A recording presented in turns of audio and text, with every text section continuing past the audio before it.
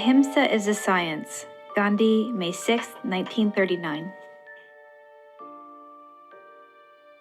It's very important for people, especially in the West, to take nonviolence, ahimsa, out of the moral framework, because as morality, there really is no verification. There's no checkup. You can say it's immoral to do something. I can say it's moral, and we'd have no way of deciding. But the wonderful thing about science, as practiced in the West and in other parts of the world today, is that every proposition that's made about nature can be tested, can be verified. And that is exactly what he did with nonviolence. Obviously, he called his own autobiography The Story of My Experiments with Truth. And I think that in this respect, he was benefiting from a really ancient position that was held in Indian civilization for times immemorial, that there is no distinction between what we call religion or what we call science.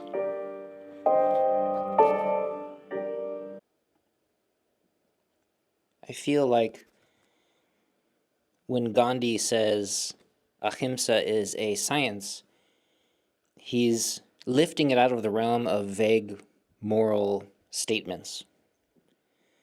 For him, nonviolence was not a dream or idealistic hope. It was an observable, testable law of human life and society.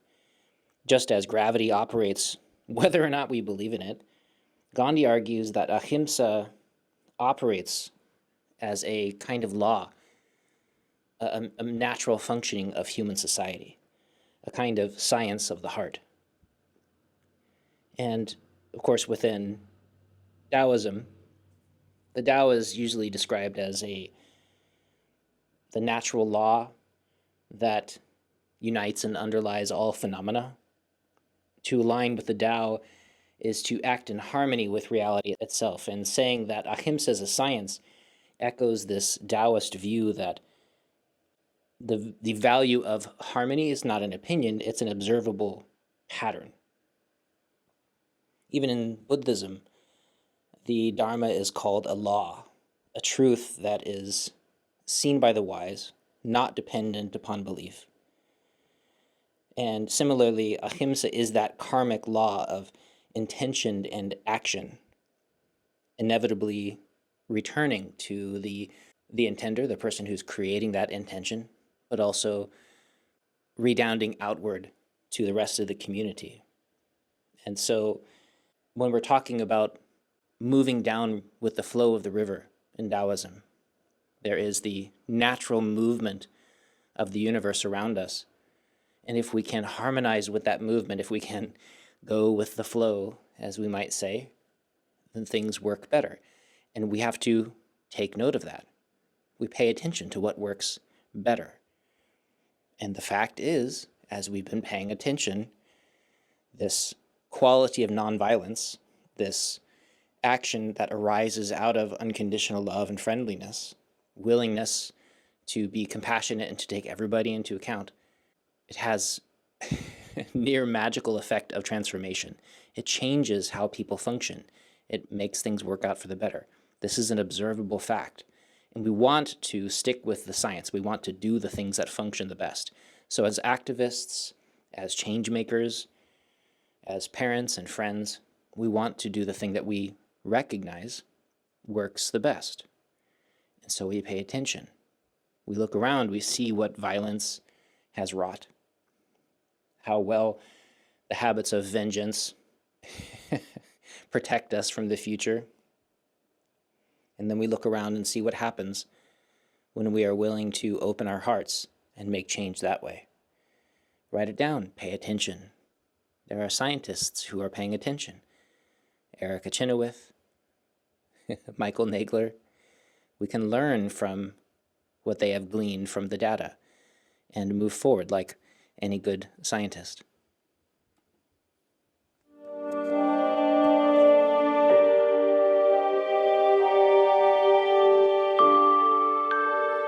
Those who are attracted to nonviolence should, according to their ability and opportunity, join the experiment. Gandhi, August 11th, 1940. The nonviolent aspect of Gandhi's approach here was he never wanted to impress people into his movement willy-nilly. He wanted them to adopt it on their own. Even a small number of people who adopted nonviolence because they felt that it was right, that we call principled nonviolence, would be more effective than a large number of people who were just going along with it for some reason, which is, in effect, how militaries work. They don't insist that you completely subscribe to all the political positions of the army. They just insist that you get in there and do what they tell you to do. This would be an abomination in nonviolence. It cannot work that way.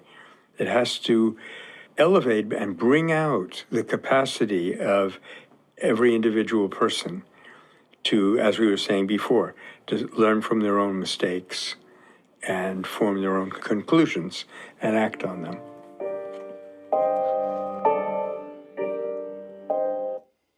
And this quality of the people who take part in nonviolence, who enact this law of ahimsa, these are people that, while enacting them, while doing the work of peace in the world, we are also healed. We cannot try to do good in the world while doing harm to ourselves.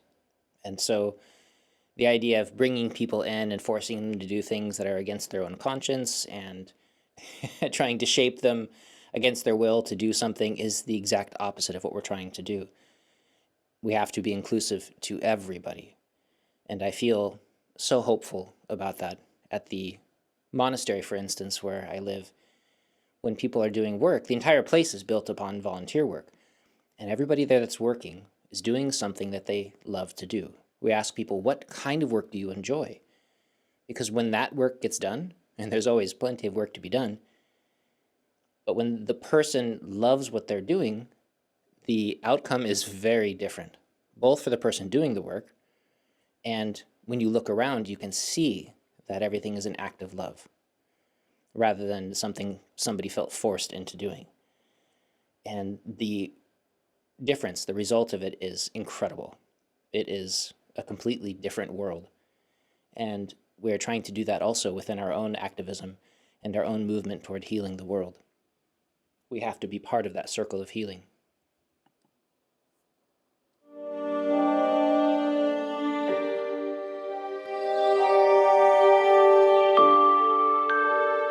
I want to realize brotherhood and identify not merely with the beings called human, but I want to realize and identify with all of life, even with such beings that crawl on the earth. Gandhi from Mahatma, Volume 2. For India, especially anyone in India who was located in its ancient tradition, life was sacred, and that means that all life was sacred. We may feel that as human beings we have evolved further than some species, but it should never mean to us that the life in another organism in itself is any less valuable or different in kind from the life in ourselves. So that was a very powerful element of Hinduism from times immemorial, was the belief that animals deserve to exist. And of course, there are times when you have to make choices and take the life of some animals because it would destroy much more advanced life, much more highly evolved life if you didn't do that. But by and large, to have that innate respect for the spark of life in every living creature, that was a glorious way to be, a glorious way to live, and the wellspring of nonviolent behavior.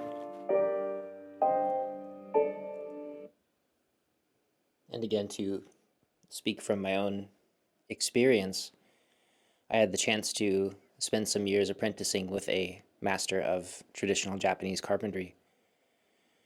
And there were several places where we broke ground, and because of the health of that soil that it was in, for instance, in a traditional Japanese garden, and we would take the time to remove the worms that we found, to make sure that we weren't damaging nearby life, to remove a nest if we had to take a branch away. We would try to be as respectful to everybody, the entire community in that space, which included the trees, the insects, the animals, not just the humans walking around. And by widening our sphere of consideration, it changed my entire experience of the garden. It stopped being about, oh, a human walks through here and looks like at this. Instead, I suddenly became aware of the flight pathways that the birds were taking, little highways among the treetops and the branches that you can only see when you're standing up at the top of a gate. Or the pathways underground, not just the pipes that humans were using, but the ones that insects were traveling through. And when you become aware of that, suddenly this sense of an expanding perception, again, that deep connection, that we're all in this together, we're all using and sharing in this space. It was home to a lot, not just the person that bought the house. And it does more than just expand your ideas about the space. It opens your heart and changes who you are.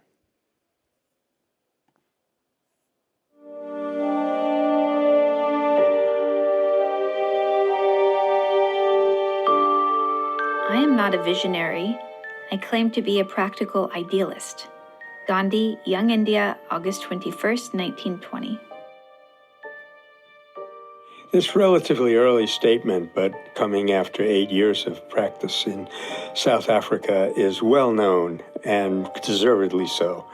And again, it refers back to the Indian view that what we call religion, or various forms of worship of a deity, are completely scientific. They can be carried out experimentally as long as you know how to connect cause and effect, know how to connect your actions with their results. There's nothing unscientific about the practice of religion in that view. And both religion and science, to use those two categories, are attempts to actually not just know intellectually, but absorb reality.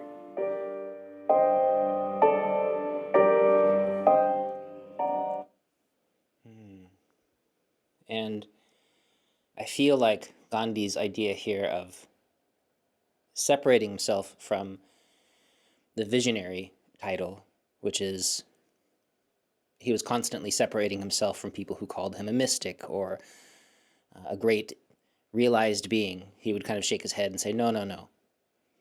And what he was a very active, practical person, writing letters, walking around on the ground, talking to people.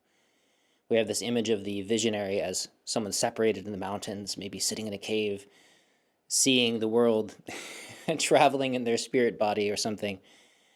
And yet here was Gandhi on the ground, bare feet touching the earth, wearing the same clothes that they were, riding in the worst accommodations in a train, talking to people of all levels, especially through the various levels of caste system they had in India at the time, spending every day, dawn till dusk, connecting, making changes, learning new skills, listening and changing his mind, writing letter after article, talking to everybody in multiple languages. And this is the work of somebody who spends their whole life as a practical, pragmatic human. I need to do this thing. Somebody has to do it. Okay, I'll go walk over there and do it. And that's very different than this image of this distant visionary who's not of the people. He was first and foremost one of his family, one of the people of India. And he was just willing to be part of taking the steps, one of a huge part of this movement. And I feel like to try to elevate him to a different kind of person is almost doing him a disservice, rather than somebody who got up every day and did the work and did it harder and more than anybody else. That's more someone to hold up, and that's the person that I look at when I have a picture of Gandhi on the wall. I see that kind of work ethic and practical visionary.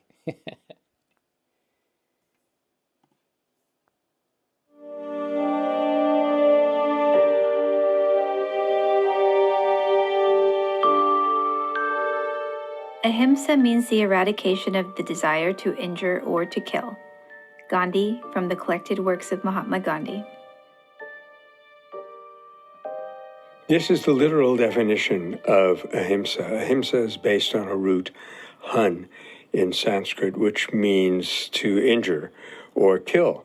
And so ahimsa really means the arousal of that force which comes into play when any desire to injure or kill is suppressed, is held aside, allowing the what we call love in action to come forth.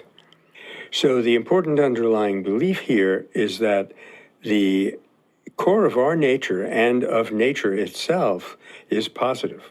It's constructive. And what we need only do is take aside the obstructions, and that positive, constructive, unifying force will come forth.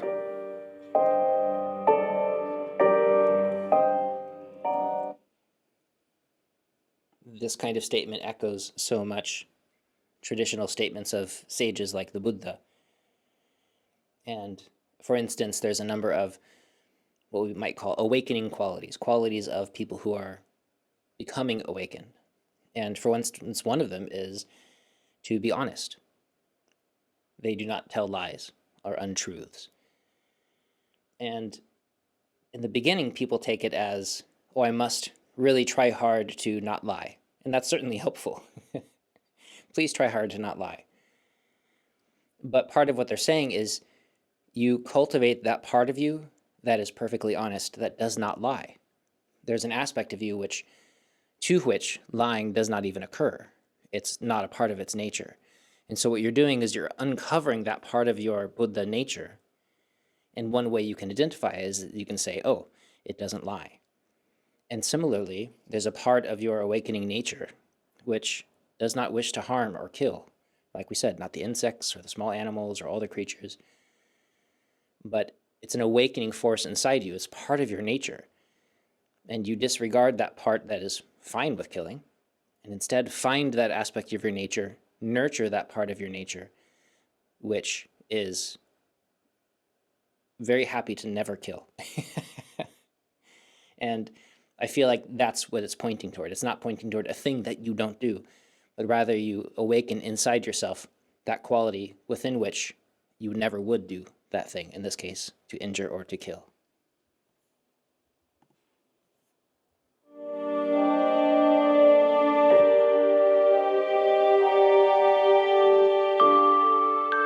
If national life becomes so perfect as to become self-regulated, no representation becomes necessary. Gandhi, Young India, July 2nd, 1931. One of the very interesting and very useful things that I think I've learned from Indian tradition is how to use ideals. There's no question that we're not going to realize them in our life, but it's absolutely essential to hold them as the goal toward which we proceed. And that's exactly what Gandhi is doing here. Once we have set up a representational democracy in our country, for example, that's only the first step. The next step would have been the complete sophistication of the general public so that they would understand their political life much more perfectly. And at that later stage, representation would not be necessary. What's going on now is that representatives represent their own opinion, which represents one sector of the public. And there are all kinds of failures in democracy because of that.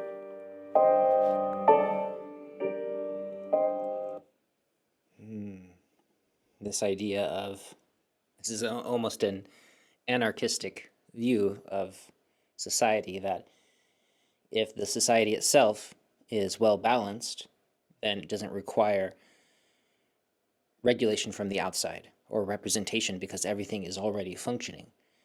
People work within their place, and of course Gandhi was really big on everyone carrying out the role that they have, whatever that role is, so that the whole can function together. And this idea that we can function together. For instance, if the public becomes very well educated, then they will know how to interact with their government in a way that is helpful. They don't need to be represented by people who are more educated than them because they already have the education. In the same way that perhaps a lawyer doesn't need to be represented by another lawyer because they are already educated in that. And so I think it's a really interesting concept that if you can elevate the populace, if you can help everybody become better versions of themselves, then the whole of society functions better, and we need fewer guardrails to protect them from their own ignorance or the damage that they can do on their own because of a lack of information.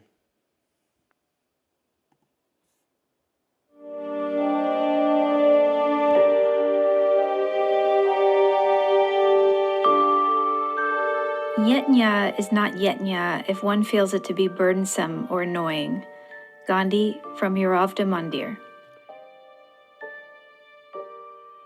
The term yatnya means something that you offer up in sacrifice to a higher goal, based on a root yaj, which means that, to give, to offer.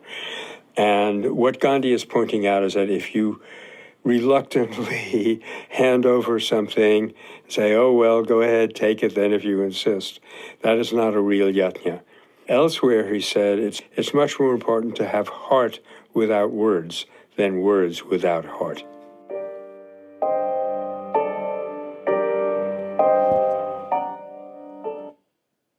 To me, this seems to be stressing then the importance of sacrifice. And I wonder about that quality of the thing that you give up with a whole and open heart, the thing that you sacrifice, the risk that you take with a whole and open heart. It doesn't feel burdensome, it feels like a worthwhile trade. And I wonder if this is what he's talking about, because we often will take risks or we'll often make sacrifices, again, where we feel burdened or annoyed. And perhaps this is what Gandhi is referencing, that rather than just doing things with an empty heart, oh, okay, I'll do this, I'll say this. Instead, we do whatever that is with a full heart, full commitment to whatever it is that we're doing in our life. I'm now doing this thing. And because of that, again, it has that power of the heart behind it. And the sacrifice is less empty. But I feel like this is one that is difficult for me to understand.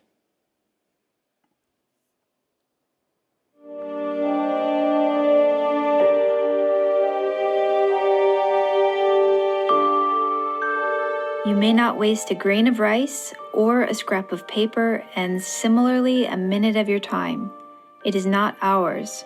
It belongs to the nation, and we are trustees of it. Gandhi, Young India, March 19th, 1925. If there's anything in Gandhi's philosophy, so to call it, even more central than nonviolence itself, it was trusteeship. Adopted as he understood it, trusteeship would eliminate the abuses of capitalism or any other exploitive system, because it would mean that I can use, for example, my computer, but I don't really own it. It means, for example, that I can use, say, this microphone that's in front of me or my computer, but not really own them, rather be in the relationship of a trustee, so that if someone else has a more legitimate claim on them, I would actually render them up. You know, if you can use this better than I can for the benefit of the nation, you go ahead and take it, not pounding the table and saying, this is mine, this is mine. So what that does is it enables me to use the resources that I have and that I acquire without attachment to them, which is a serious spiritual flaw. Well, of course, there's such a thing as possessions which are ill-gotten. You know, if I steal something from somebody else, I can't claim to be its trustee. At this point, I'm its thief. So this is mostly about our attachment to things and how we can use them without being possessed by them.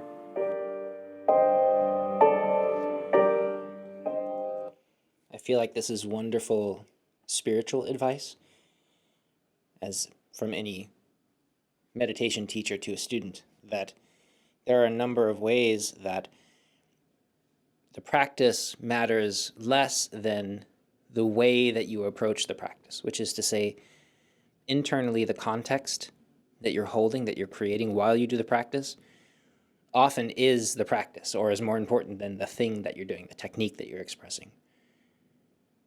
And so Gandhi here is making a really wonderful suggestion for those of us who are on the path of healing and awakening, to shift our perspective from the world, away from that's mine, that's yours, toward seeing our relationship with the world as whole and as one, and as also that stewardship, that being a trustee of objects, of spaces, of the people, parents who can see their kids not as possessions, and we all know those parents, versus the parents who see themselves as stewards, as caretakers of a whole person.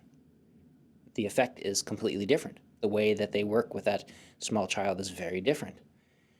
The same with the land. If we looked around at us and didn't try to use up the land like a possession, I have to squeeze every drop of money that I can out of this plot of land, rather than seeing the land as something that we are in stewardship of, we're caretakers of a life, and we want to heal it and pass it on, that relationship is completely different. So to me, this is very practical, direct spiritual advice like I might get from Master Jurchung or any other great teacher. And so I would highly recommend that everybody pause and take this very seriously in their lives. I know that I will.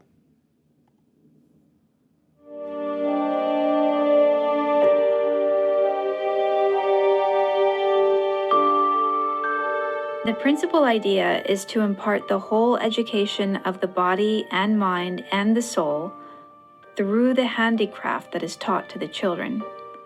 Gandhi, June 11th, 1938. Gandhi was keenly interested in education and quite a revolutionary. His school of thought was known as Nai Talim, or New Education. And he recognized that for young children, if something doesn't take place in the body, they can't really relate to it very much. His abstract thoughts doesn't work for them. But he did feel that by working with them physically, bodily, you could do their whole education, moral and even spiritual. I don't know more to say about that. Maria Montessori had good conversations with Gandhi about this. And on the whole, it's an absolutely fascinating approach, which we would do very well to take a serious look at in our educational system.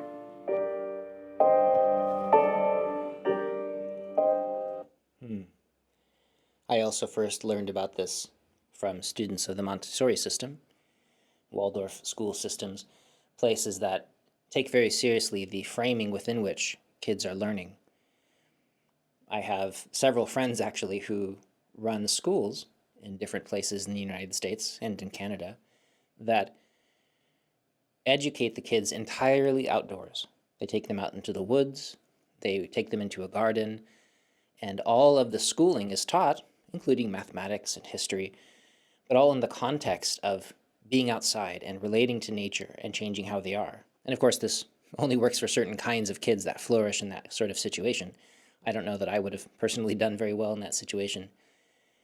But for the kids that are there, they flower so beautifully in that situation because everything is not them sitting under fluorescent lights in a box room, maybe with no air conditioning, trying to take down these abstract ideas. But instead, everything is happening through their body, through their lived experience, integrated in the natural surroundings that they're shaped to be part of, and within a community. And it is a wonderfully healing experience for them.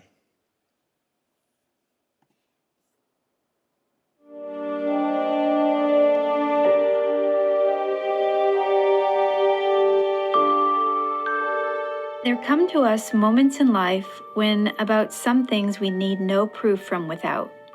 A little voice within tells us, "You are on the right track.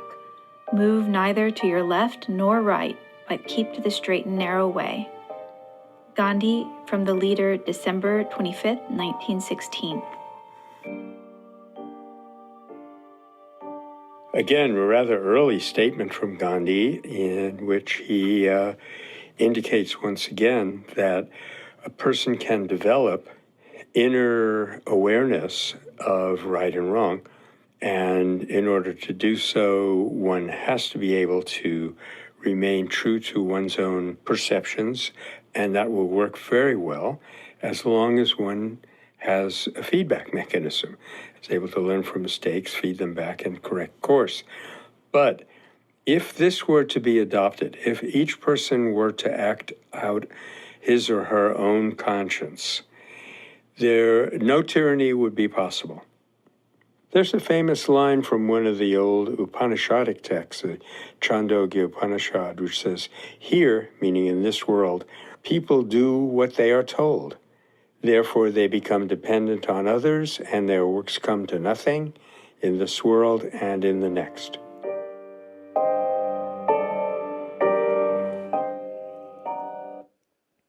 One of the statements that my own instructor will say from time to time, quoting one of his Sufi teachers, is, "No more second-hand word of God," which is a way of talking again about what Gandhi mentions in another quote, to develop the ability to listen to that still, small voice inside. These are all just different ways of talking about that same space of quiet wisdom inside us. We hear about people who commit atrocities and who are doing the wrong thing, and inside they have this sense of, maybe I shouldn't do this. Why am I doing this? Well, they told me to do this. I'm just following orders. And yet, if they had had the chance to pause, of course we're not always given that opportunity, but if they'd had the skill to learn to pause, to stop, even for 30 seconds, to let everything come to stillness, so they could, okay, is this what I want to be doing right now? And you know very well that, given the opportunity, many of them would walk away from the bad choices that they eventually would make. And so learning how to become still, to listen to that little voice within, as he's saying, we have a great insight into the directionality of our lives, how we want to live, not just following what we heard somebody else tell us to do, but rather moving toward the best aspect of our nature to create a world that is better and healthier for all of us.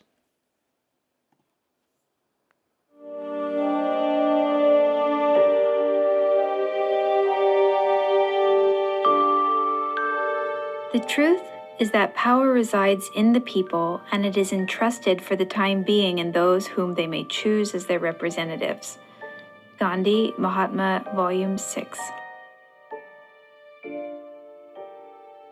Early nonviolence theorists used to talk about a French philosopher from the 18th century, I think, Etienne de la Boétie, who had exactly this view, which was revolutionary at the time, which is that rulers are trustees.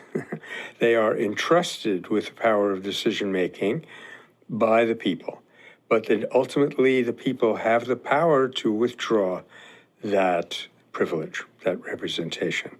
So because you become a representative or a ruler in some way, that doesn't give you the authority to stay that way and to use it as an opportunity to enhance and gratify your own will. You are there as a servant of the people.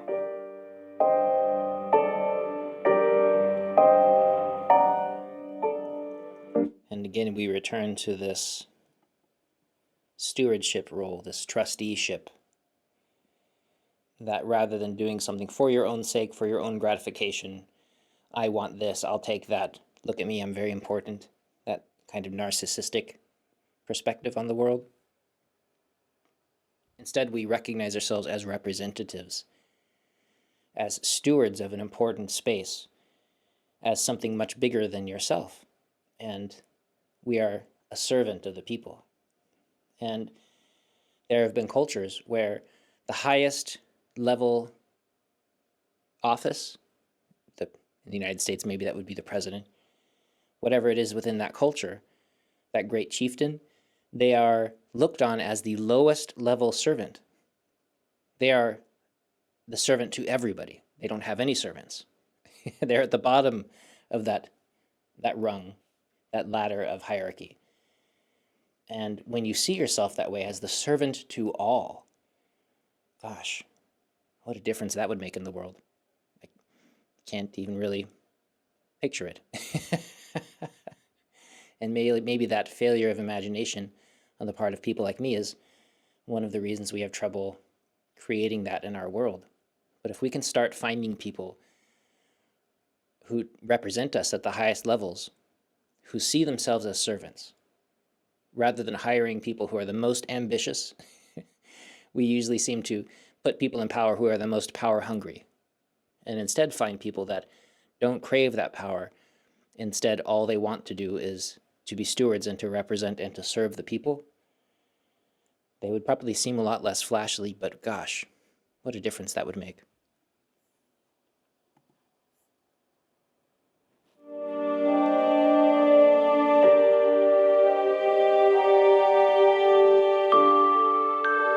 I do not love you because you agree to love me. I love you because I feel it's my duty to love you. Gandhi, Day to Day with Gandhi, Volume 4. Well, I don't know whom Gandhi was referring to as an object of his love, and I suppose it doesn't matter. What he's really getting at is that if you have affection for another person or love for another person because they love you, that's not real love. And that's definitely not independence. Somehow, even to have intense love for another person is liberating. And this explains why that is true. Because it comes from within, it's freely given, and it's launched into the world, given as a gift to the other person or persons, without any necessary reciprocation. If there's reciprocation, it's not real love. It's a kind of contract.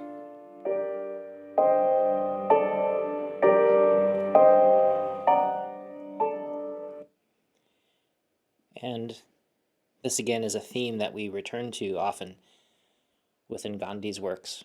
And I love that. It shows how constantly returning to the same point Gandhi was in all of his letters and all of his articles, making the same points over and over again.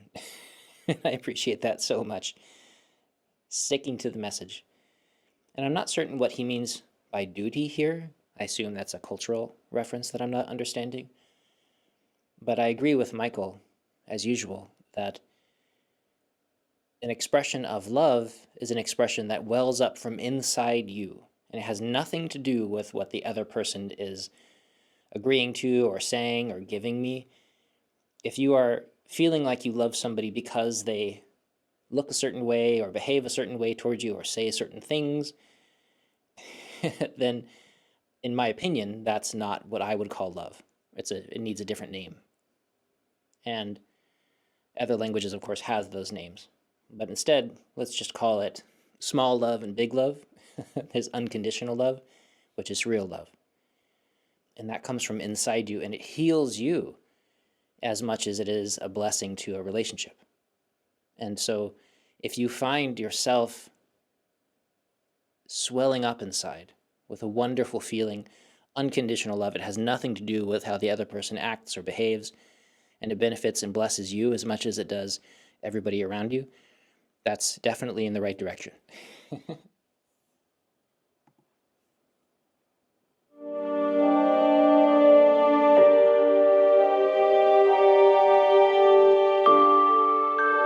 The silent cry goes out daily to help me to remove these weaknesses and imperfections of mine. Gandhi, June 22nd, 1935. Mahatma Gandhi was a humble man, and he needed to be because of the position in which he found himself. If it had gone to his head, everything could have gone wrong. And so he's constantly talking about, and in a very honest spirit, he's not just faking this, about his imperfections. And the silent cry that he talks about are probably specifically prayer sessions that they had just about every evening at the ashram or the community, the spiritual community that he established. He was painfully aware that he still had some inhibitions, some imperfections, and he would pray to what we can most conveniently call God to help him get rid of them and make him a more effective servant of the divine will for the benefit of all.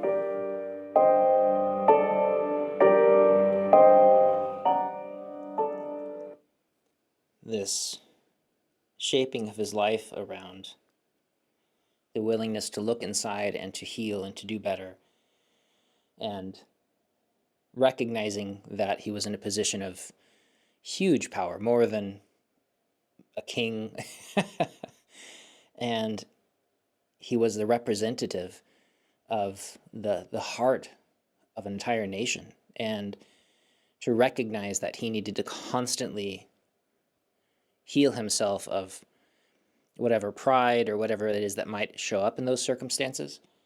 I can only imagine how difficult it can be. The more power and resources that are thrust upon you, the more you have people who adore you, and the adulation that comes rolling in, but also the hatred and the slings and arrows of life that must have been aimed at Gandhi would be tremendous. And so for him to consistently write down his weakness, to share them openly, to talk about them, to heal them, and to reach out through his prayers to whatever power he thought was greater than himself, to heal those flaws and to recognize them as flaws and imperfections so that he could consistently grow as a human, not just for his own sake, but for the sake of all of the people around him.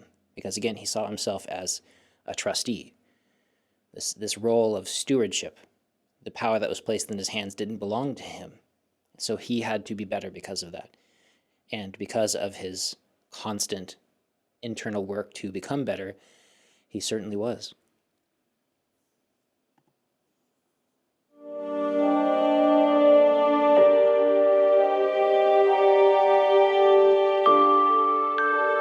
We often make terrible mistakes by copying bad examples. Gandhi, Young India, February 16th, 1921. This is not very controversial. It happens to all of us. Someone that has some kind of appeal or charisma or authority in our eyes can make a terrible mistake. We copy it.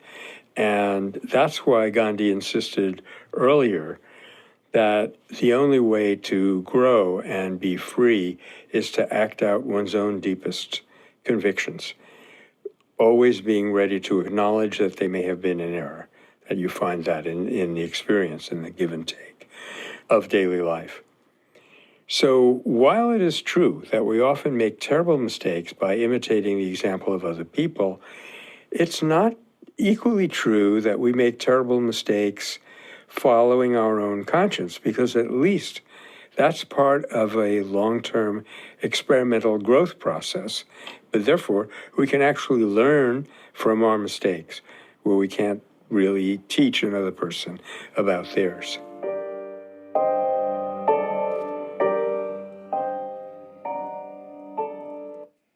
And I feel like that gift of having somebody to model yourself after is a huge benefit to our training and to our course in life. But also it does require a lot of discernment, because you can follow somebody who has hidden poisons that you also then imitate that behavior, those thought patterns.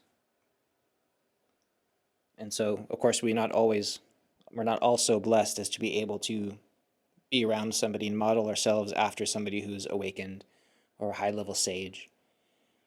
If you have the chance, please do go find them and spend time with them. Shape your lives after them, because it saves us a lot of time. And yet, so many of us, by following the examples of our parents or of some terrible person who's in a position of power over us, in the United States, often it's an actor or a celebrity of some kind, In other places, it's royalty or musicians or people who claim spiritual powers, and we end up following them, and the worst of their behaviors and perspectives become ours, because so many of our ideas are embedded within who we think we are. So we join a group and we take on their ideals and their thoughts and feelings about things. We take on their prejudices, and we think we're doing it because we want to be better people. And then we end up damaging ourselves and the space around us.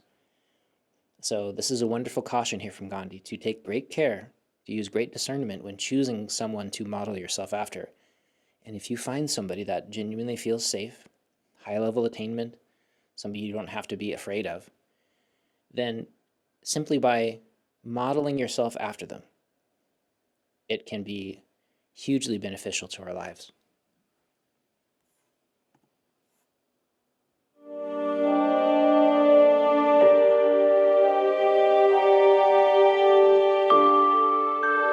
If I had no sense of humor, I should long ago have committed suicide. Gandhi, Young India, August 18th, 1921. We would call this today a pretty heavy statement, but it's also perfectly true. The Sanskrit idea of the creation of the world, nature of the world, is often called lila. It's a sort of sport, ultimately not to be taken in a totally serious spirit. If there were no humor in it, as Gandhi says, the suffering and the violence that people impose on one another, the alienation and separateness and hatred that they feel for one another would be overwhelming. We need a grain of humor, a grain of salt to realize that this is a kind of play. We have to take it absolutely seriously on our level, but we must not let ourselves be overcome by the sorrow of it.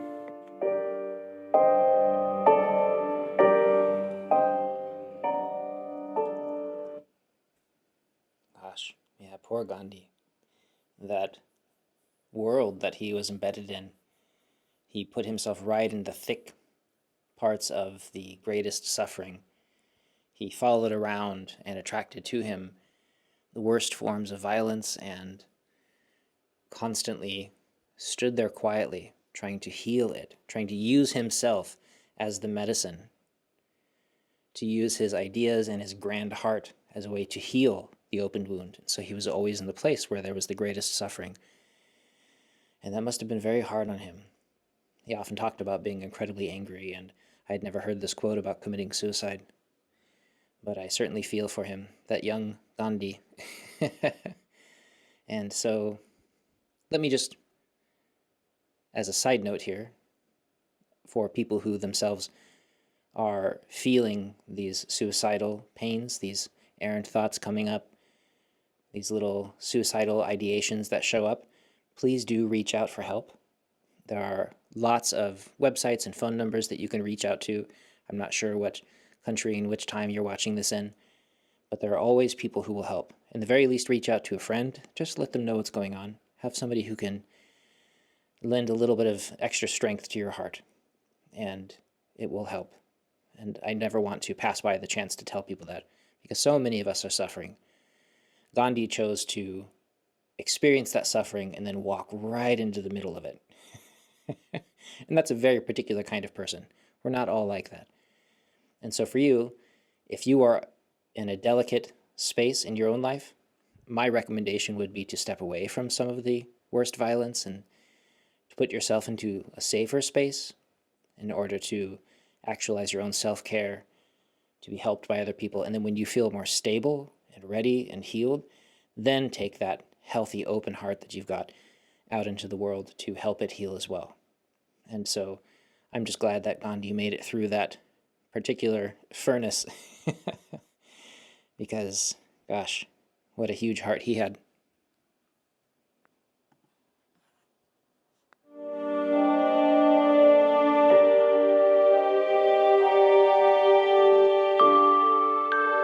I, for one, will not hesitate to give water or food to a soldier who comes to me with hands red with murder.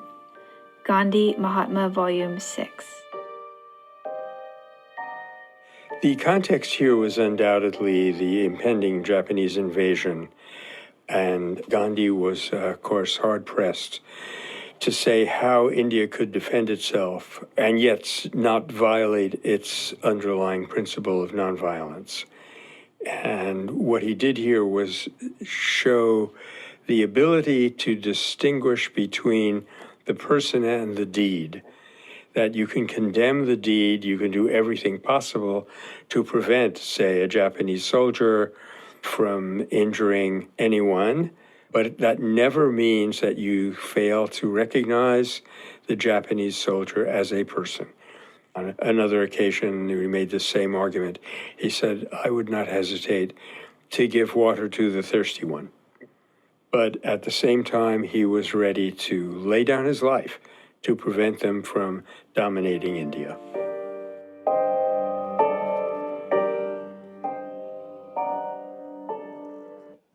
This reminds me of a famous Buddhist and Taoist story that there was a young monk walking along the river, and he sees an older monk seemingly squatting by this side of the river, splashing his hands, sitting back, splashing his hands. So the young monk walked over to see what was going on. And what he saw is that a scorpion had fallen into the water and was drowning, about to be washed downstream.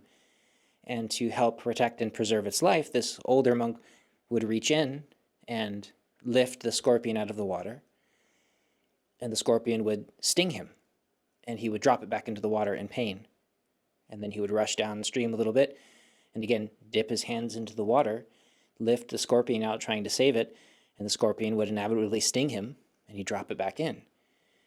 And after watching this, of course, in the story, the monk preserved the scorpion's life, and the younger monk asked him, why did you do that? It kept stinging you, and yet you kept lifting it out. And the older monk looked at him with a smile and said, well, the scorpion was just following its own nature. It wasn't doing anything wrong. It was being a scorpion. He said, yeah, but why were you letting yourself be stung by trying to save its life? And the older monk smiled again and said, well, I was following my own nature. It is my nature to heal and to love, whatever the cost. And so it's kind of a funny story, but it creates this shape of recognizing that everything has its own nature. People who are injured and damaged and out of balance, often violence is what happens. It happens through them. It's also happening to them. And if we are the ones that are recognizing our own nature as humanity, we can see that injury. We can recognize our own grand heart and be loving no matter what the circumstances, including that soldier that walks up to us who is in the midst of that violence themselves. We see them as humans being injured as much by this thing that we're trying to heal. We're not angered at somebody who's sick and carrying the plague. It's not their fault they have the plague. They're suffering as much as anybody else. They may be walking around passing it around because they don't understand how plague works. But we're not angry at the person who has the plague. We help them heal because that's what we do as people who see the illness for what it is. And that's the way we all work together. We are constantly willing to dip our hands back into the water because that's our nature as healers.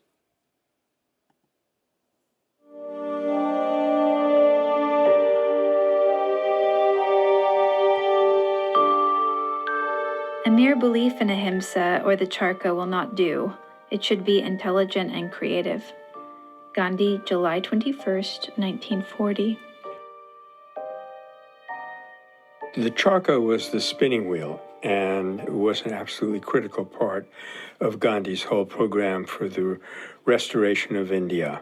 What he aimed for, again, was people should not simply take these things up mechanically because the Mahatma said so, or because my neighbors will approve of me, but to really think it through for oneself. And that means to have the courage to not do it if it seems wrong.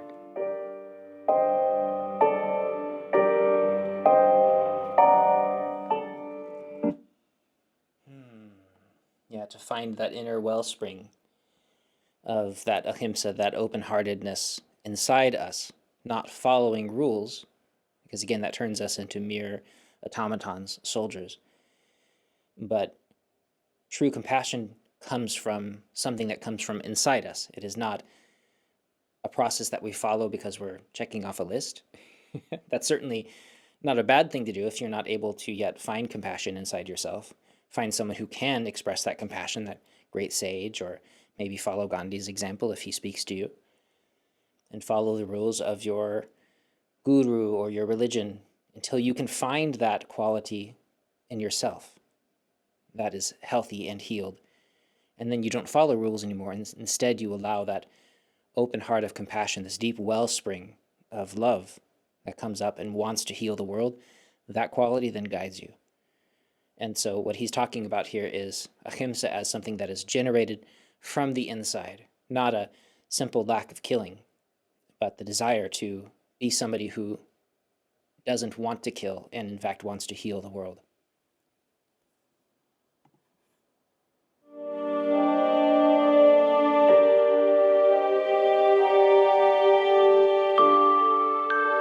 People who believe in the simple truths I have laid down can only propagate them by living them. Gandhi, Mahatma, Volume 4. Mere intellectual assent to something is not very deep, it's not very powerful, it doesn't change much, either in yourself or in other people. What will change people is having thought through something on one's own. And that's what he's calling here, an intellectual assent, that you should never accept people's opinions just because they are their opinions, but to reason them out for oneself. A small number of people acting on a belief that they truly have thought through and made their own will be much more powerful than a large mass of followers.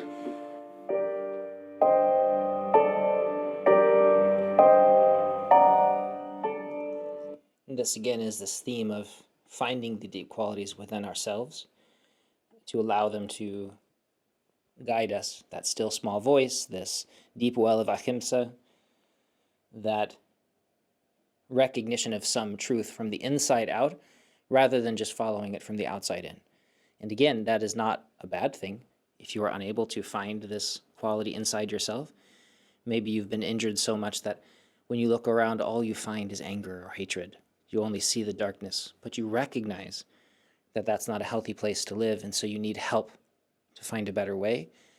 That's when we follow the rules laid down by the people around us. And those are very important. I'm a really big fan of having those rules there for the people that are feeling blind, that are feeling lost, caught in their own anger, lost by their own desires and the damage they've experienced from their lives, because we're all victims of violence in one way or another. But then once that injury starts to be healed, once that infection begins to be cured, we become more and more able to be our truest selves, our best selves. And then we don't need these external rules because we can feel them from the inside. And I think that that's what Gandhi is talking about here.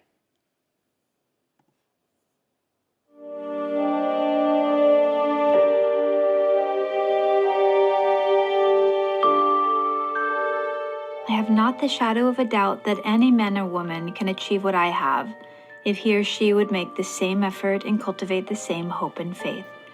Gandhi, October 3rd, 1936. That is a very big if, but once you accept it, it is really an inspiring testimony. And it's so like Gandhi not to claim that he is unique, separate from others, different, which is the claim of so many people who have achieved any kind of greatness.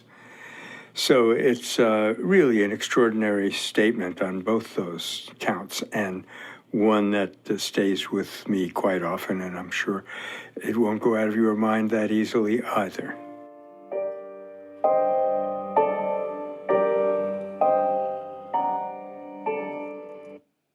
Gosh, it is this continual humbleness from Gandhi that I am so inspired by as a great leader. If you imagine him as the most powerful leader you've ever heard of in any country, greater than any fascist, greater than any president or king or queen, And yet, here he is wearing just a loincloth, this very homespun cloth around his body, doing the work, working in the dirt, working in the garden, talking with the people, dedicating his life to something different. And then when people say, wow, you're so amazing, he says, no, I'm just like you. Don't forget. And I find that so inspiring.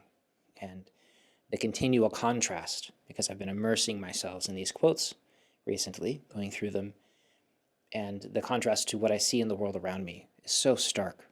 And it is both heartbreaking and heart-opening. My heart is being broken open from the perspective of how I see the culture and the world around me because of this inspiring figure. And I'm very grateful to Michael Nagler to introducing me to his legacy.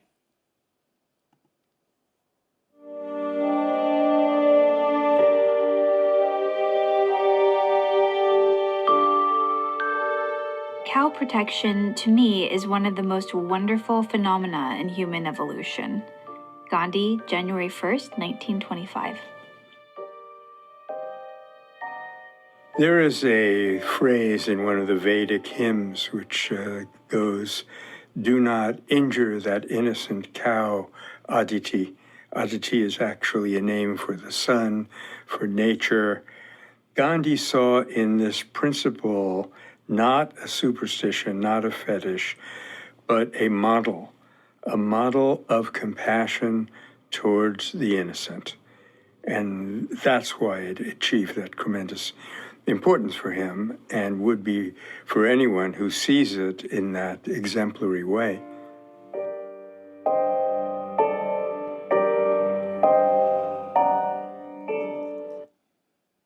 And to me, as somebody who cares a great deal about animal rights and protecting the other creatures, the other sentient beings on our planet other than just humans, I always find these statements about the willingness to protect the small creatures, the ones that are subject to our whims, with no laws, no common ethical standards of how to treat them, and yet we are willing to take care of them. And many people have said that how we treat the animals around us, how we treat the least of us, is going to then affect how we treat everybody else. Because if we can excuse the worst possible treatment from a creature that feels and loves just as much as we do, then it is a very small step to simply dehumanizing somebody else, calling them an animal, calling them less than human, which we see all the time. I literally saw it on the news today. Then that puts them into this category that we've already been well trained with. Oh, look, things that are less human, we can do anything we want to them. And we've already been brainwashed. We've been trained to see the world that way. And that is a slippery slope toward destruction. So to me, instead, changing around that we are caretakers again. How do we treat the least of us, the ones that need our protection the most, especially from ourselves? If we treat them the best, then how does that change how we treat each other? I find that to be inspiring and wonderful. And I really hope that that idea has an impact on your own life as well. And again, please, in the comment section, share your own experience of animal rights and animal protection, how you feel that it might relate to peace and nonviolence work. I know there's a lot of perspectives on this, and I'm always eager to learn. And I hope that you are doing something wonderful for yourself, and if you have the energy, for somebody else too.